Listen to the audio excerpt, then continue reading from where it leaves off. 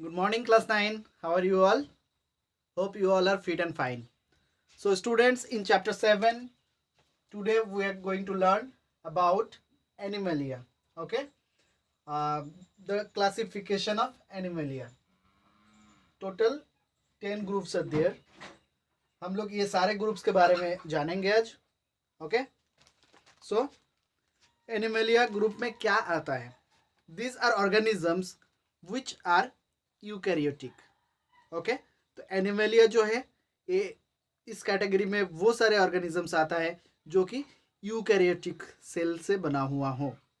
उसके साथ multicellular and heterotrophic, यानी कि सेल जो है यूकैरियोटिक होना है. इसके साथ साथ वो ऑर्गेनिजम्स मल्टीसेलुलर भी है और वो हेटेरोट्रॉफिक है, यानी कि वो अपने फूड के लिए प्लांट्स के ऊपर डिपेंडेंट रहते हैं. ओके, चाहे वो डायरेक्टली हो चाहे इनडायरेक्टली हो, प्लांट्स के ऊपर डिपेंडेंट रहते हैं, यानी कि खुद का खाना खुद से नहीं बना सकता. Their cells do not have cell walls. इसके साथ साथ एनिमलिया जो है उस ग्रुप में जो ऑर्गेनिजम्स आते हैं उसके सेल में सेल वॉल नहीं होता है. Most animals are mobile. Mobile means बात करने वाला मोबाइल नहीं, मूवेबल. ओके, मूवेबल यानी कि मूव करने वाला. तो इसमें ज़्यादा से ज़्यादा एनिमल्स जो है वो मूव कर सकता है. So they are further classified based on the extent and type of the body design differentiation found. तो इसके बाद उसको फर्दर क्लासिफाइड किया गया है, उसका बॉडी एक्सटेंट फिर उसका बॉडी डिज़ाइन, इसके ऊपर बेस करके उसको फर्दर जो एनिमलिया ग्रुप है उसको फर्दर क्लासिफाई किया गया है. ओके, तो जो नंबर 1 एनिमलिया ग्रुप में नंबर 1 में क्या आता है? Porifera. Okay, the first one is Porifera. The word Porifera means organisms with holes. तो पोरीफेरिया मीन्स क्या होता है कि ऑर्गेनिजम्स विथ होल, जिसके बॉडी में होल हो. These are non motile animals attached to some solid support. तो ये जो एनिमल्स है इसको रहने के लिए कोई सॉलिड सपोर्ट की ज़रूरत पड़ता है. ठीक है, ये खुद से खड़े नहीं रह सकते, इसको रहने के लिए कोई सॉलिड चीज़ों का सपोर्ट लेना ज़रूरी होता है. देयर आर होल्स और पोरेस ऑल ओवर द बॉडी. तो इस ऑर्गेनिजम्स का सारे के सारे बॉडी में होल्स या फिर स्मॉल पोरेस रहता है. This lead to a canal system that helps in circulating water throughout the body to bring in food and oxygen. तो ये जो पोरेस या होल्स रहता है ये एक कैनल सिस्टम क्रिएट करता है उसके बॉडी के अंदर, जहाँ से पूरा बॉडी में वाटर सर्कुलेट हो सके. ओके, और ये जो वाटर सर्कुलेटिंग होता है इसके थ्रू ऑक्सीजन, फूड, ये सारे चीज़ें उस ऑर्गेनिजम्स को मिल जाता है. This animals are covered with a hard outside layer or skeleton. तो ये जो एनिमल्स है इसका बॉडी बाहर से हार्ड एक आउटर कवरिंग से कवर किया हुआ रहता है, जिसको हम लोग स्केलेटन भी कह सकते हैं.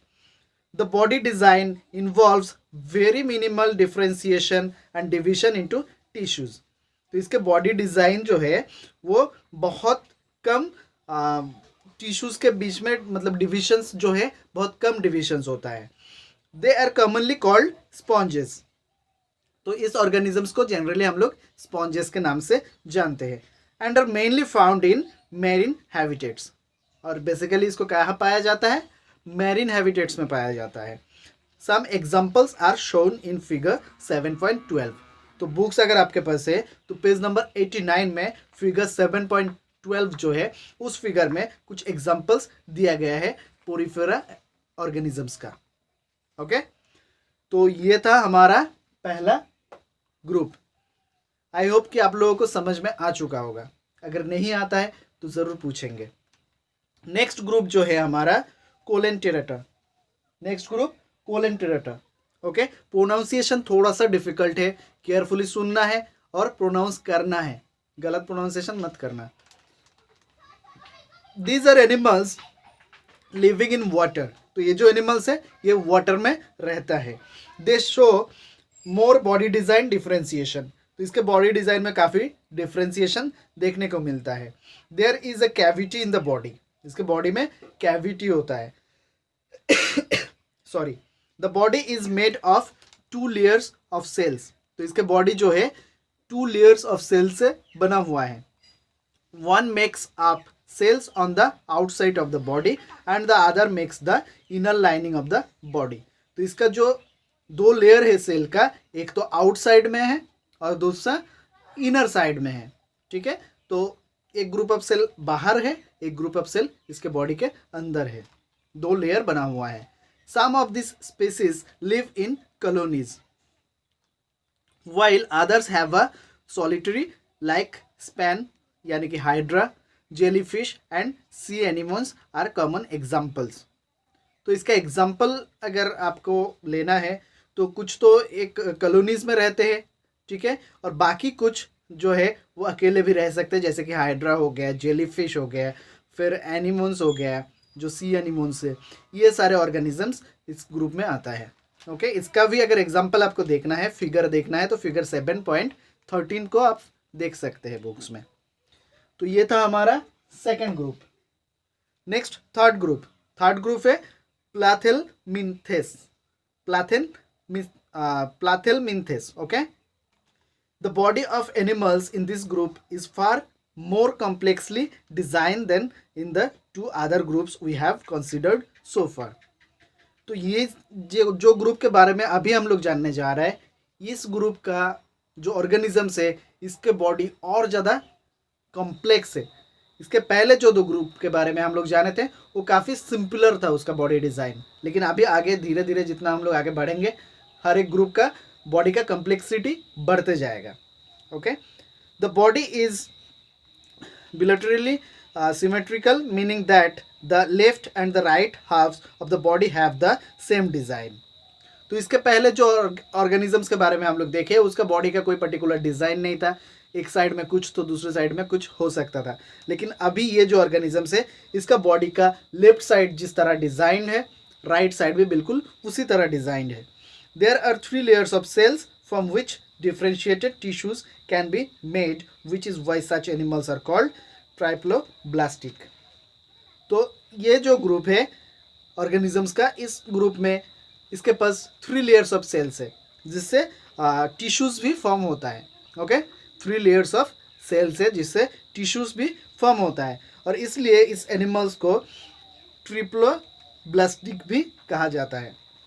This allows outside and inside body linings as well as some organs to be made। तो इसके पास 3 लेयर ऑफ सेल्स जो है, इसके कारण क्या होता है कि इसका बॉडी का आउटसाइड भी उसी सेल से बना हुआ है, इनर लाइनिंग जो है वो भी बना हुआ है, और कुछ ऑर्गेन्स भी इसके पास होता है। There is thus some degree of tissue formation. However, there is no true internal body cavity or coelom in which well developed organs can be accommodated। तो इसके पास ऑर्गेन्स तो है लेकिन उतना अच्छा वेल डिजाइंड ऑर्गेन्स नहीं है, ठीक है, ताकि अंदर एक ऑर्गन सिस्टम हो या कुछ इस तरह की वेल डिजाइंड बॉडी इसका नहीं है। Okay, the body is flattened dorsiventrally, meaning from top to bottom, which is why this animals are called flatworms. तो इसका बॉडी जो है ऊपर से लेकर नीच तक एक ही जैसा है, ठीक है, जिसलिए इसको फ्लैटवर्म्स भी कहा जाता है। They are either free living और पैरासिटिक। तो ये फ्री लिविंग्स भी होता है या फिर पैरासिटिक भी होता है। They are either free living और parasitic. Some examples are free living animals like planarians और parasitic animals like liver flukes. See figure 7.14 for examples.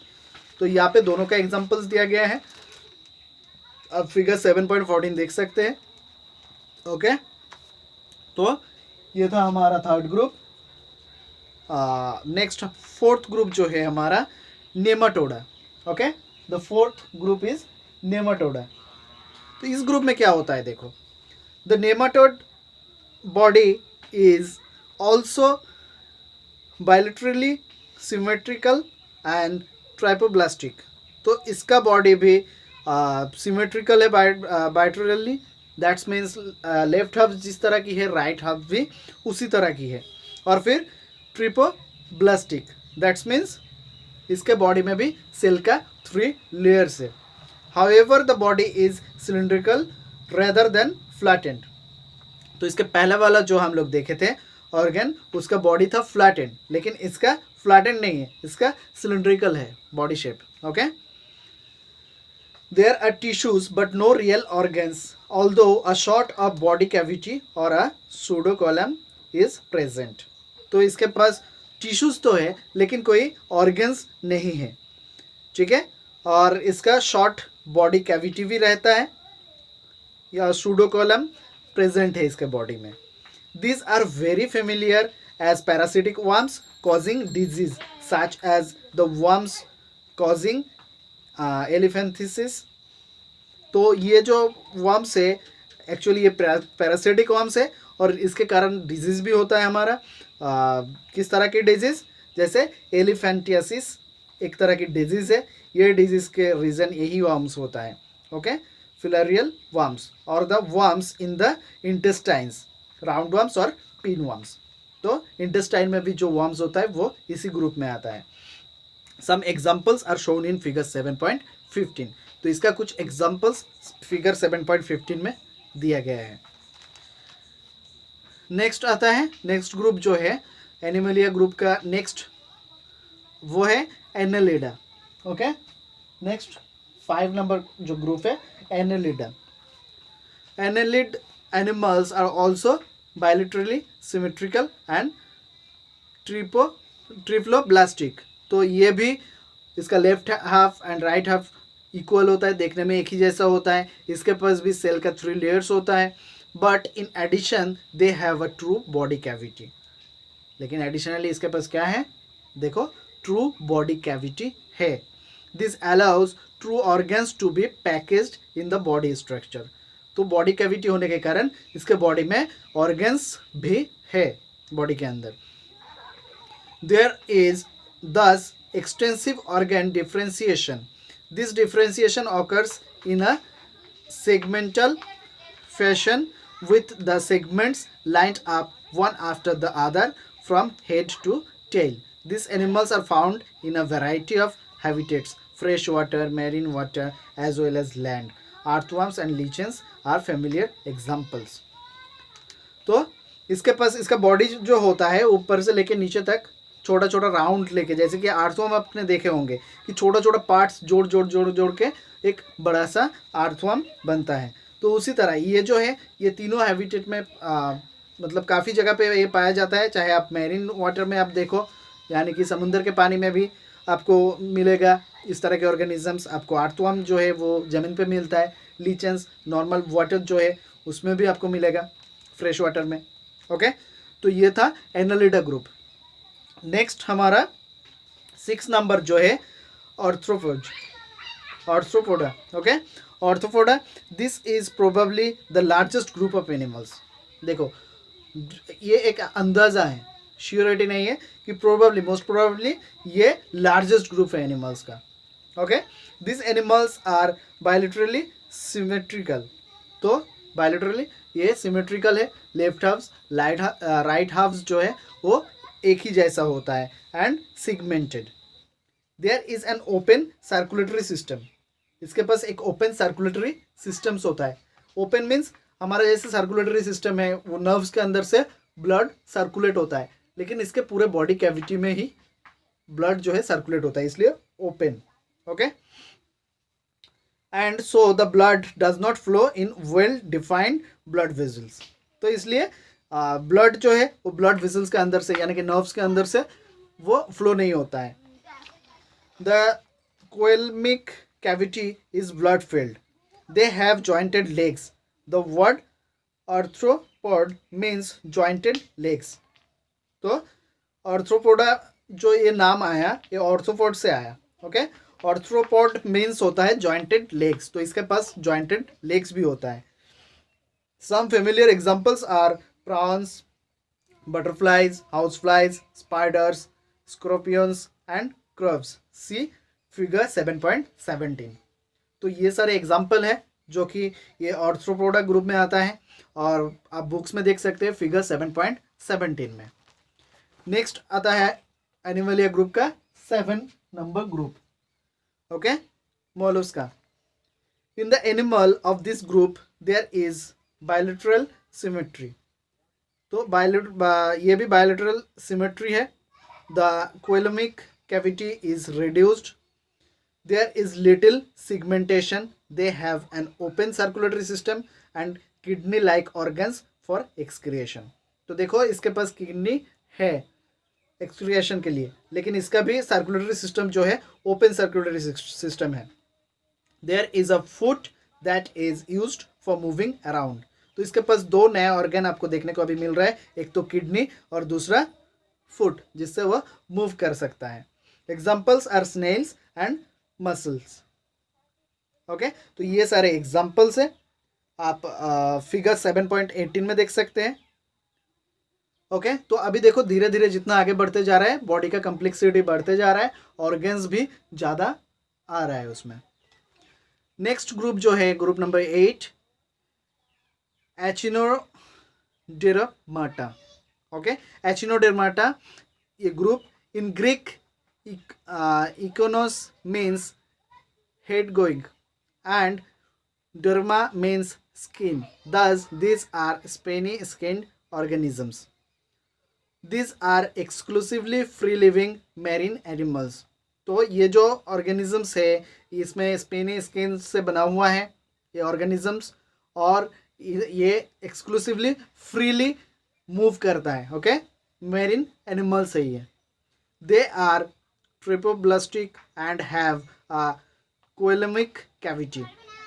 तो इसका भी बॉडी का जो सेल है 3 लेयर्स ऑफ सेल्स है. Okay, they are triploblastic and have a coelomic cavity. They also have a peculiar water driven tube system that they use for moving around. तो इसके पास एक वाटर ड्राइवन ट्यूब सिस्टम भी है जिससे वो आसपास में मूव करने के लिए यूज़ करते हैं. They have hard calcium carbonate structures that they use as a skeleton. तो इसके पास skeleton है, किस चीज़ का? हार्ड कैल्शियम कार्बोनेट का बना हुआ एक स्ट्रक्चर है जो कि ये skeleton के हिसाब से यूज़ करते हैं. Examples are starfish and sea urchins. तो ये एग्जाम्पल्स आपको देखने के लिए फिगर 7.19 में फोकस करना होगा. Next group 9th number group जो है Protochordata. Okay, these animals are bilaterally symmetrical. तो इसका भी left side right side equal होता है, देखने में एक ही जैसा होता है. Then triploblastic and have a coelom. In addition they show a new features of body design, namely a notochord, at least at some stages during their lives. तो इसके पास क्या होता है, एक नया बॉडी फीचर्स इसके पास है जो कि नोटोकॉर्ड है. इसके लाइफ स्टेज में कभी इसको दिखाई पड़ता है. The notochord is a long rod like support structure. Okay, cord means string that runs along the back of the animal separating the nervous tissue from the gut. It provides a place for muscles to attach for ease of movement. तो इसका movement के लिए basically इस चीज़ का मदद पड़ता है. जो नोटोकॉर्ड है एक long rod like supportive structure है. ओके, और ये उसके बॉडी को काफ़ी अच्छा सपोर्ट प्रोवाइड करता है. मसल्स जो है इसके साथ अटैच रहता है और मूवमेंट के लिए काफ़ी हेल्पफुल होता है. Protochordates may not have a proper notochord present at all stages in their lives और for the entire length of the animals. तो ये जो प्रोटोकॉर्ड है ये हमेशा के लिए इसके लाइफ में नहीं रहता है, एक सर्टेन स्टेज में आता है और ये पूरा इसके बॉडी में नहीं होता है, पर्टिकुलर कुछ एरिया में होता है. ये प्रोटोकॉर्डेट्स आर मेरीन एनिमल्स. तो ये जो एनिमल्स है ये मेरीन एनिमल्स है. एग्जाम्पल्स आर बेलानोग्लोसस, फिर हार्डेमेनिया एंड एम्फियोक्सस. ओके, तो ये सारे एग्जाम्पल्स है, आपको फिगर 7.20 में देखना पड़ेगा. नेक्स्ट जो फाइनल ग्रुप है वो है वर्टिब्रेटा. ओके, वर्टिब्रेटा जो है इस ग्रुप में देखोगे फर्दर क्लासिफाई किया गया है 5 ग्रुप में. ओके, वर्टिब्रेटा जो है इसको फर्दर 5 ग्रुप में क्लासिफाई किया गया है. हर एक ग्रुप के बारे में हम लोग जानेंगे आज, थोड़ा सा ध्यान से आप देखिए. These animals have a true vertebral column and internal skeleton, along a completely different distribution of muscle attachment points to be used for movement. तो ये जो एनिमल्स है इसके पास एक वर्टिब्रल कॉलम होता है, एक इंटरनल स्केलेटन होता है, ओके, जो कि कंप्लीटली डिफरेंट होता है, डिस्ट्रीब्यूट किया हुआ, और मसल्स इसके साथ अटैच्ड है जो इसके मूवमेंट के लिए काफ़ी हेल्पफुल होता है. Vertebrates are bilaterally symmetrical, tropoblastic and coelomic and segmented. तो इसका बॉडी में देखो सारे फीचर्स आ रहा है with complex differentiation of body tissues and organs. तो इसके बॉडी में कॉम्प्लेक्स बॉडी डिजाइन है, टिश्यूज है और ऑर्गेन्स भी है सारे. All chordates possess the following features. तो ये जो कोडेट्स है इसके पास ये सारे फीचर्स होता है. हैव अ नोटोकॉर्ड है, have a dorsal nerve cord, are triploblastic, have paired gill poses, are coelomate. Vertebrates are grouped into 5 classes. तो vertebrates जो है इसको 5 classes में क्लासीफाई किया गया है. तो first one is Pisces. This are fish. तो पीसेस जो vertebrate ग्रुप में आता है, लेकिन इस ग्रुप का फिश जो है, okay, they are exclusively aquatic animals. तो बेसिकली फिश जो है वो पानी में ही रहता है, हम सबको पता है. Their skin is covered with scales और प्लेट्स. तो फिश का जो स्किन है उसके ऊपर से स्केल से वो कवर किया हुआ रहता है, छोटा छोटा circle. They obtain oxygen dissolve in water by using gills. तो इसके पास गिल्स होता है जिससे ऑक्सीजन जो डिजोल्व रहता है पानी में, उस ऑक्सीजन का यूटिलाइज ये लोग करते हैं सर्वाइव करने के लिए. The body is streamlined. Streamlined body पता है आप लोगों को. स्ट्रीमलाइंड मीन्स उसके दो साइड में जो है फिश का देखोगे दोनों साइड में इस तरह की पतला होता है, इस साइड में भी पतला, इस साइड में भी पतला, बीच में देखो कितना चौड़ा होता है. इसको कहा जाता है streamline body, okay. And muscular tail is used for movement. एक मस्कुलर टेल भी होता है जो कि मूवमेंट के लिए यूज होता है. They are cold blooded and their hearts have only 2 chambers. तो इसका ब्लड जो है कोल्ड ब्लड होता है, ओके, और इसके हार्ट में 2 ही चेम्बर्स होता है. Unlike the 4 that humans have. इंसान के पास 4 होता है ना, हार्ट में 4 चेम्बर्स होता है, लेकिन इसके पास सिर्फ 2 ही चेम्बर्स होता है. दे ले एग्स, और ये अंडा देती है. We can think of many kinds of fish.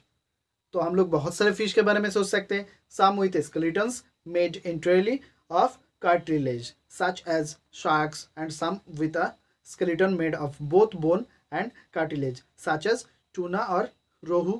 See examples in figure 7.21a and 7.21b. तो कुछ इसमें से कुछ फिश के बारे में आप सोचेंगे तो कुछ के बॉडी में सिर्फ स्केलेटन्स होगा, कुछ के बॉडी में सिर्फ कार्टिलेज होगा, और कुछ फिश जो है उसके बॉडी में दोनों ही हो सकता है. तो यहाँ पे आप फिगर देख लो बुक्स में, फिगर 7.21 ए एंड बी, इसमें आपको पता चल जाएगा. नेक्स्ट ग्रुप जो है वर्टिब्रेटा ग्रुप का, next Amphibia, okay. This animals differ from the fish in the lack of scales, in having mucous glands in the skin and a 3-chambered heart. तो ये फिश से अलग किस तरह से होता है. एक तो फिश के पास स्केल होता है, और ये एम्फीबिया जो ग्रुप है इसके पास स्केल नहीं होता है. फिर म्यूकस ग्लैंड्स होता है इसके पास, okay, in the skin. Skin के अंदर जो म्यूकस ग्लैंड्स होता है. इसके अलावा इसके पास एम्फीबिया के पास 3 चेम्बर्स होता है हार्ट में, जो कि हम लोग देखे थे फिश के पास 2 ही चेम्बर था, okay.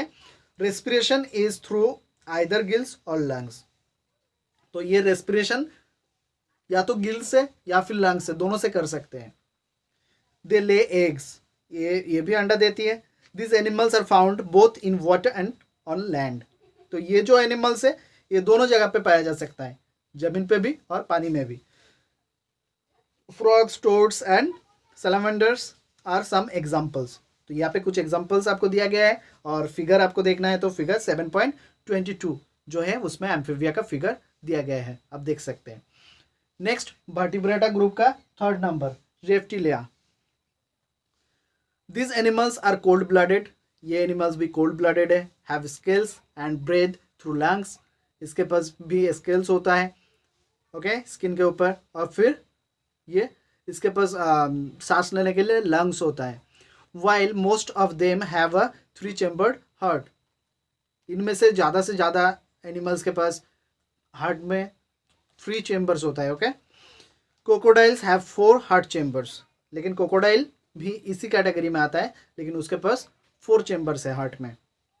They lay eggs with tough coverings and do not need to lay the eggs in water unlike amphibians, तो इसके ये भी अंडा देती है, लेकिन इसके अंडे के ऊपर में वो हार्ड आउटर कवरिंग होता है, जिसके चलते इसको एम्फीबिया की तरह पानी में जाके अंडा देने की ज़रूरत नहीं पड़ता है। Snakes, turtles, lizards and crocodiles fall in this category, तो इस कैटेगरी में आता है स्नेक्स, टर्टल, लिजर्ड, क्रोकोडाइल्स, ये सारे ये रेप्टिलिया ग्रुप में आते हैं, ओके। तो इसका फिगर देखने के लिए आपको बुक्स में पेज नंबर 93 फिगर 7.23 फोकस करना होगा। नेक्स्ट ग्रुप आते हैं 4, वर्टिब्रेटा का 4 नंबर पे है Aves, okay.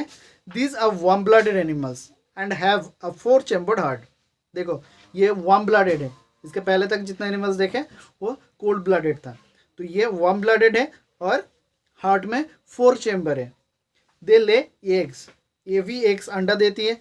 There is an outside covering of feathers and 2 forelimbs are modified for flight, तो इसका बॉडी का आउटर कवरिंग जो है फेदर से बना हुआ होता है, पंख से, okay.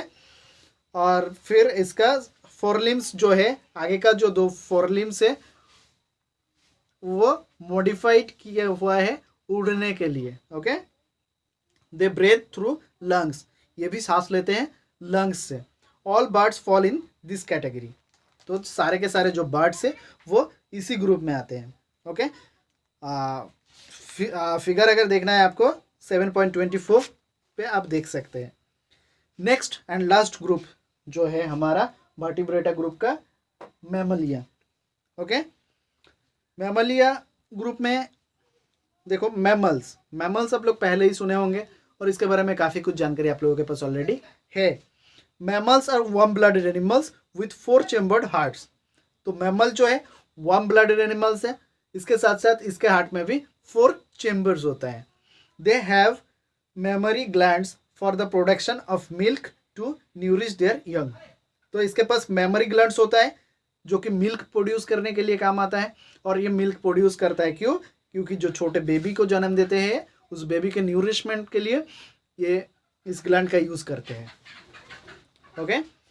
Their skin has hairs as well as sweat and oil glands, तो इसके स्किन में छोटा छोटा हेयर्स होता है और इसके साथ साथ स्वेट और ऑयल ग्लैंड्स भी होता है, जो पसीना आना, ये मैमलिया ग्रुप में जो एनिमल्स है उसी को सिर्फ पसीना आता है, जो उसी के स्किन के ऊपर से छोटा छोटा बाल होता है, okay. Most mammals familiar to us produce live young ones, तो ज़्यादा से ज़्यादा मैमल्स जो है उसको हम लोग जानते भी है और वो नए बच्चों का जन्म देते हैं। However a few of them like the platypus and the echidna lay eggs and some like kangaroos give birth to very poorly developed young ones, तो मैमल्स जो है ज़्यादातर मैमल्स बच्चे देते हैं जो कि हम लोग जानते हैं कि अच्छे स्वस्थ बच्चे का जन्म देते हैं, लेकिन इनमें से कुछ मैमल्स इस तरह के भी है जो कि अंडे देती है, और कैंगरू जैसे मैमल्स है वो जो बच्चे का जन्म देती है वो काफ़ी मतलब उतना स्वस्थ नहीं होते हैं, उसके वो बच्चे उतने डेवलप नहीं होते हैं, okay. Some examples are shown in figure 7.25, तो फिगर 7.25 में आप देख सकते हैं इसके examples. The scheme of classification of animals is shown in figure 7.26, तो ये किस तरह से डिवाइड किया हुआ है ये देखने के लिए आपको फिगर 7.26 देखना है, क्लासिफिकेशन किस तरह से हुआ है ये सारा, ओके। तो यहाँ पे 4 क्वेश्चन दिया गया है, इस क्वेश्चन आप लोगों को सॉल्व करने हैं अपने से। Question number 1, how do poriferan animals differ from coelenterated animals. Question number 2. How do annelid animals differ from arthropods? Question number 3. What are the differences between amphibians and reptiles? Question number 4. What are the differences between animals belonging to the aves group and those in the mammalia group? Okay तो ये 4 questions आप लोगों को solve करने हैं. फिर ये chart आप लोग अच्छे से देखेंगे, ठीक है. इसमें कोई भी डाउट होता है तो पूछेंगे. ये पूरा जितने अभी मैंने डिस्क्राइब किया वो बस इस छोटा सा चार्ट में दिया गया है. नेक्स्ट लास्ट एक पॉइंट हमारा रह जाता है, ठीक है. तो इसको भी एक्सप्लेन कर देते हैं. नोमेनकल्चर. नोमेनक्लेचर क्या होता है? Why is there a need for systematic naming of living organisms. ये लिविंग ऑर्गेनिजम्स जो है इसका एक सिस्टमेटिक नेमिंग जो हम लोग करते हैं इसका क्या ज़रूरत है? Activity 7.3. Find out the names of the following animals and plants in as many languages as you can. यहाँ पे कुछ एनिमल्स और कुछ प्लांट्स का नाम दिया गया है. इसका नाम्स आपको जितने सारे लैंग्वेज में आप पता है या पता कर सकते हैं वो करके कहीं एक जगह पे लिख लेने हैं आपके फेयर कॉपी में. ओके. नंबर 1 टाइगर, पीकॉक, एंट, नीम, लोटस, पोटैटो. तो ये सारे एनिमल्स एंड प्लांट्स का जितने सारे अलग अलग नाम हैं, ओके, वो सारे आपको ढूंढ के निकालने हैं. जैसे कि टाइगर बंगाली में हम लोग क्या कहते हैं? इसको बाघ कहते हैं. तो ये एक लैंग्वेज हो गया. बाकी जितना सारा लैंग्वेज का आप कलेक्ट कर सकते हैं वो सारे करके आपको आगे आगे लिखने हैं सारे नाम. As you might be able to appreciate, it would be difficult for people speaking or writing in different languages to know when they are talking about the same organisms. तो अब बताओ कि अगर मैं बाघ बाघ कह के बोलूँ या पिकॉक मीन्स मयूर कहते हैं हम लोग उसको, तो मयूर मयूर कह के अगर कहूँ तो आपको शायद समझ में ना आए. समझ में आएगा? तो इतना डिफरेंट एरिया में डिफरेंट लैंग्वेज जहाँ पे है वहाँ पे डिफरेंट नाम से जाना जाता है. तो क्या वो एक ही चीज़ के बारे में डिस्कस कर रहे हैं लेकिन आप समझ नहीं पा रहे हो या मैं नहीं समझ पा रहा हूँ. तो ये लैंग्वेज प्रॉब्लम आपके हमारे बीच में है. पहले भी होता है. बहुत सारी चीज़ें हमारा मिसअंडरस्टैंडिंग होता है, फिर हम लोग उसको सॉल्व करते हैं, राइट. तो ये लैंग्वेज प्रॉब्लम के लिए, क्योंकि आपके वहाँ पे कुछ और नाम से जाना जाता है, मेरे यहाँ पे कुछ और नाम से जाना जाता है. This problem was resolved by agreeing upon a scientific name for organisms in the same manner that chemical symbols and formula for various substances are used the world over. तो ये प्रॉब्लम सॉल्व करने के लिए एक scientific name देना बहुत ज़रूरी है. ओके. जैसे कि सिंबल्स का यूज़ हम लोग करते हैं. H2O means water. तो वाटर आप वहाँ पे मान लो आप लोग पानी कहते हो, हम लोग यहाँ पे जॉल कहते हैं. इंग्लिश में इसको वाटर कहा जाता है. साइंटिफिक इसका जो फॉर्मूला है क्या है? H2O. तो मीन्स सबको पता है वाटर. तो इस तरह एक नाम की ज़रूरत है जो कि ऑल ओवर वर्ल्ड में सब कोई उसी के जानेंगे. जैसे कि language, international language English. English में आप कहीं पे भी बात करो सब उसके आंसर दे सकते हैं, बता सकते हैं. कम्युनिकेशन गैप नहीं होता है. ओके. तो यही मेन मोटो है इसका. The scientific name for an organism is thus unique and can be used to identify it anywhere in the world. तो साइंटिफिक नेम जो है एक ऑर्गेनिजम्स का ये उतना यूनिक होता है और हर एक ऑर्गेनिजम्स का अलग अलग साइंटिफिक नेम होता है और ऑल ओवर वर्ल्ड में आप कहीं पे भी चले जाओ वहाँ पे इसके बारे में सबको पता होता है इस नाम. The system of scientific naming और nomenclature we use today was introduced by Carolus Linnaeus in the 18th century. तो आज के डेट में जो साइंटिफिक नेमिंग के बारे में हम लोग जानते हैं, जो नोमेनकल्चर के बारे में हम लोग अभी डिस्कस कर रहे हैं, ये कैरोलस लिनियस ने इसको 18th सेंचुरी में इसके बारे में डिस्क्राइब किए थे. The scientific name of an organisms is the result of the process of classification which puts it along with the organisms it is most related to. तो ये साइंटिफिक नेम कहाँ से आता है कि उस ऑर्गेनिज्म का क्लासिफिकेशन का जो प्रोसेस है, ओके, जो मोस्ट रिलेटेड जिस ग्रुप के साथ आते हैं उसके ऊपर डिपेंड करके इसका नाम दिया जाता है. But when we actually name the species we do not list out the whole hierarchy of groups it belongs to. लेकिन जब कोई एक स्पीसीज का नाम हम लोग देते हैं, उस ग्रुप में जितने हेडशीट जो भी है उस सारे के सारे को उसमें उस ग्रुप में नहीं आता है. Instead we limit ourselves to writing the name of the genus and species of that particular organisms. The world over, it has been agreed that both these names will be used in Latin forms. Okay, तो ये all over world में ये scientific name use होता है और ये Latin forms में होता है. Certain conventions are following while writing the scientific names. Okay, certain convention are followed while writing a scientific names. किस तरह की, देखो नंबर 1 में दिया गया the name of the genus begins with a capital letter. The name of the species begins with a small letter. तो एक genus जो है उसका नाम जब लिखना है तो कैपिटल लेटर से स्टार्ट होगा, लेकिन जब एक स्पीसीज का नाम हम लोग लिखेंगे तो स्मॉल लेटर से होगा. When printed the scientific name is given in italics. तो जब प्रिंट करोगे आप कोई साइंटिफिक नेम लिख के तो वो इटैलिक होना चाहिए, यानी कि वो टेढ़ा होना चाहिए थोड़ा सा. When written by hand the genus name and the species name have to be underline separately. तो अगर हम लोग हाथ से लिखते हैं तो लिखते वक्त क्या करना है, जो जेनस नेम होता है और जो स्पीसीज नेम्स होता है वो दोनों अंडरलाइन करना है, लेकिन एक ही साथ नहीं, सेपरेटली अंडरलाइन करने हैं. ओके, तो ये सारे फॉर्मूला, ये सारे चीज़ें आपके दिमाग में बिठाना है और इसी तरह से आपको करने हैं आगे. तो एक्टिविटी 7.4, यहाँ पे एक और एक्टिविटी आप लोगों को दिया गया है. Find out the scientific names of any 5 common animals and plants. तो 5 कॉमन एनिमल्स और प्लांट्स का आपको साइंटिफिक नेम लिखने हैं. Do this names have any thing in column with the names you normally use the identify them. तो क्या identify करने के लिए जो जो नाम का यूज़ आप करते हैं इस साइंटिफिक नाम के साथ क्या कहीं पे मैच कर रहा है, ये भी आपको देखना है.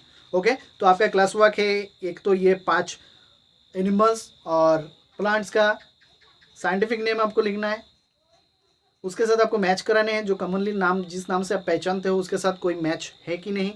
और दूसरी बात है यहाँ पे जो 4 क्वेश्चन हम लोग देखे थे वो 4 question, page number 94. Okay, so this is the whole chapters जो कि आज हमारा ख़त्म हुआ. पूरा चैप्टर्स आप लोग अच्छे से रीड करेंगे. चैप्टर 7 को रीड करने के बाद कहीं पे भी कोई डाउट होता है तो तुरंत आप लोग पूछेंगे. ओके, आई होप कि आप लोगों को समझ में आ गया है. फिर भी अगर कहीं पे कोई डाउट रहता है तो ज़रूर पूछोगे. Okay, so for today bye, have a good day.